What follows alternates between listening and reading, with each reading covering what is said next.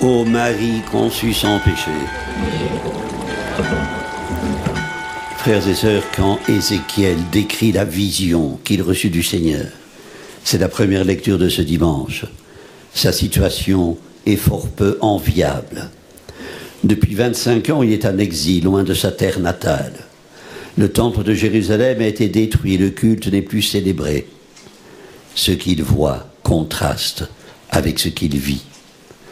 La source jaillissante sous le seuil du temple est 3 fois miraculeuse. Le petit filet d'eau grossit mystérieusement, puis se déverse dans la mer morte dont il change la salinité au point que des eaux autrefois stériles grouillent de poissons de toutes sortes. Enfin, tout au long des rives de la mer et du torrent croissent des arbres fruitiers dont le feuillage ne flétrit pas et qui chaque mois donnent de nouveaux fruits. Les humains y trouvent une nourriture pour leur corps et des remèdes contre leurs maladies. Frères et sœurs, quel formidable message d'espérance adressé au peuple qui partage avec Ézéchiel l'humiliante et douloureuse épreuve de l'exil. Tout n'est pas perdu. Le temple sera reconstruit. Dieu reviendra habiter au milieu des siens. Ce contraste interpelle notre façon de vivre les événements que nous impose l'actualité. Je pense à la déchristianisation dont un philosophe prenait prétexte pour faire un trait d'esprit. Si Dieu descendait aujourd'hui dans la rue, on lui demanderait ses papiers. Face à une société marquée par une indifférence et une ignorance religieuse extrême, la tentation est grande d'adopter une mentalité d'assiégé, de s'enfermer, de se cadenasser pour mieux se protéger. Sans parler de la peur d'endosser ses responsabilités, d'emboîter l'opinion générale au lieu de s'en décrocher. La vision dont le Seigneur a gratifié le prophète Ézéchiel est on ne peut plus réconfortante. Elle atteste que dans un monde où la parole de Dieu est menacée de disparaître, cette parole ne peut que s'amplifier, porter des fruits, créer la vie sur son passage, changer à nos vives la mer morte qu'est devenue notre société. Parole régénératrice, parole fructifiante. Frères et sœurs, n'hésitons pas à revenir à la source d'eau vive où se puise la force d'endurer sereinement les orages de l'existence. N'hésitons pas à y revenir avec la hâte de l'assoiffé, de l'exilé qui s'approche de sa terre natale.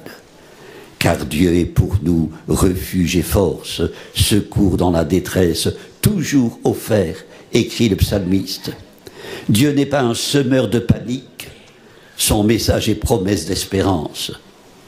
L'amour de Dieu va vers le mieux et non vers le pire, vers la vie et non vers la mort, vers le bonheur et non vers les larmes, disait un petit frère de Jésus, disciple de Charles de Foucault.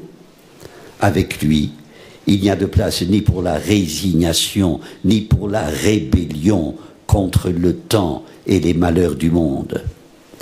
Frères et sœurs, nous qui sommes une maison que Dieu construit, je cite saint Paul dans sa lettre aux Corinthiens, c'est la seconde lecture.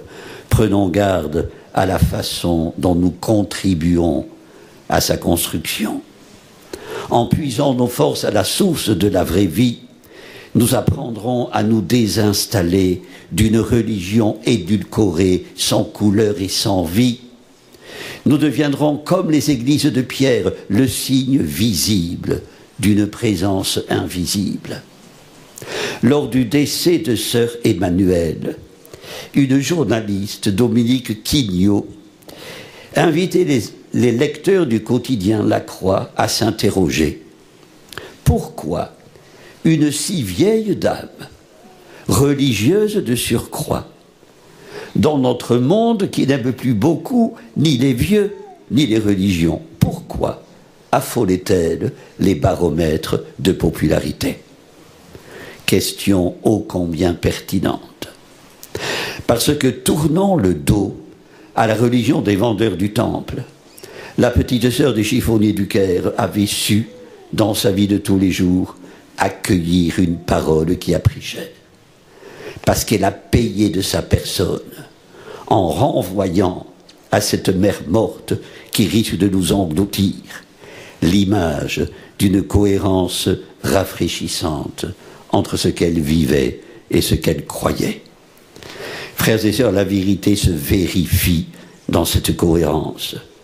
Dans le courage d'interpeller le pouvoir arrogant, les sans-dieux, de dénoncer les projets d'idéologues sans scrupules, en un mot, de faire entendre sa voix à contre-courant, s'il le faut, d'une doxa triomphante. Tel est le droit et le devoir de l'Église, tel est notre droit et notre devoir.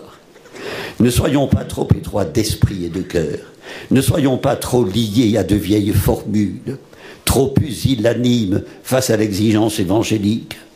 Refuser de dévier, ne pas prendre ou faire prendre pour bon argent la monnaie de mauvais aloi est un défi.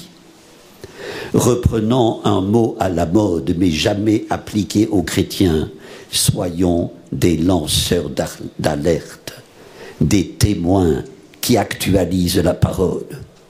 Revendiquons notre place dans le monde, occupons-la, nous avons une parole à porter.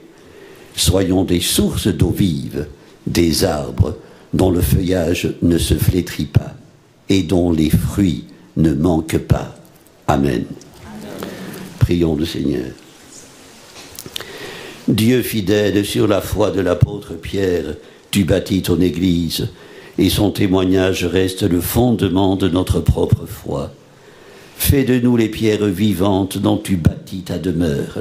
Élargis notre accueil, pour que les portes de ta maison s'ouvrent à tous nos frères et sœurs, par Jésus, ton Fils, notre Seigneur, en qui tu es glorifié pour les siècles des siècles. Amen. Le Seigneur soit avec vous. Et avec votre esprit. Que Dieu Tout-Puissant vous bénisse, le Père, le Fils et le Saint-Esprit. Notre-Dame de Lourdes, Sainte Bernadette, ô Marie conçue sans péché,